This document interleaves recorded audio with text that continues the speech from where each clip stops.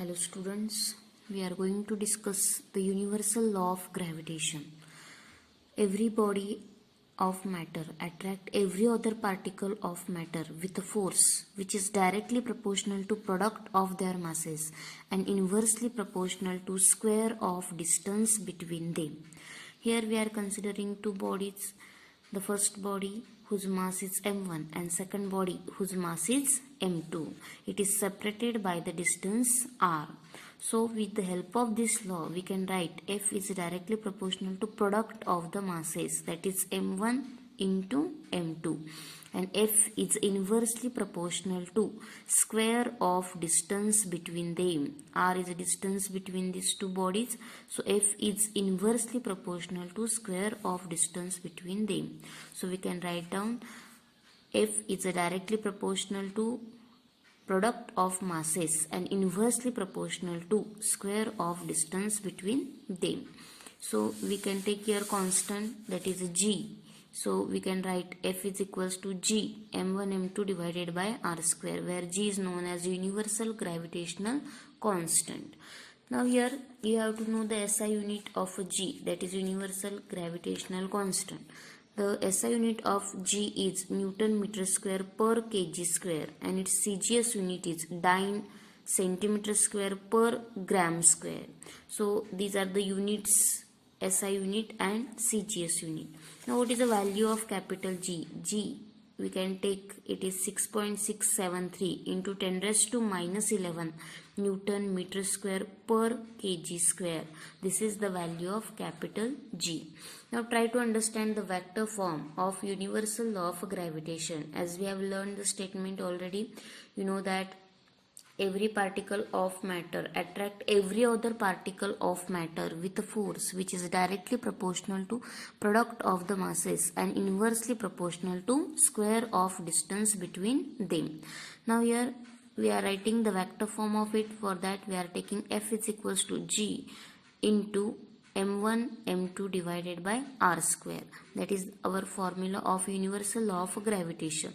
Now we will write it is in a vector form. For that we are taking a unit vector. R cap is a unit vector we are taking here. Here the minus sign we have taken. The minus sign, it shows that the force of attraction is present. So R cap we can write it R in upon magnitude of R. So here just we have to multiply by R and divide by R. So we are getting F is equals to minus G m1 m2 into R square into R. It is what? R cube. So this is, we have got the vector form of universal law of gravitation.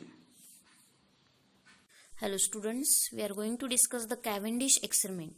With the help of this experiment, we can determine the value of universal gravitational constant, that is capital G.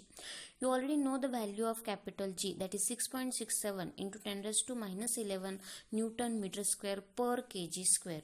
Now try to understand experiment. Here we have to take a bar AB whose length is small l, and this AB bar has two small lead spheres attached to its ends. The bar is suspended from a rigid support by a fine wire.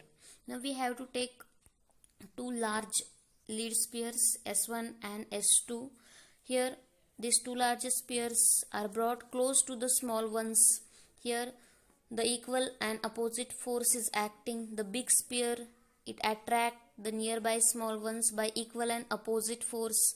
There is no net force on a bar, but only the torque, which is clearly equals to F times the length of the bar, where F is a force of attraction between the big sphere and its neighboring small sphere.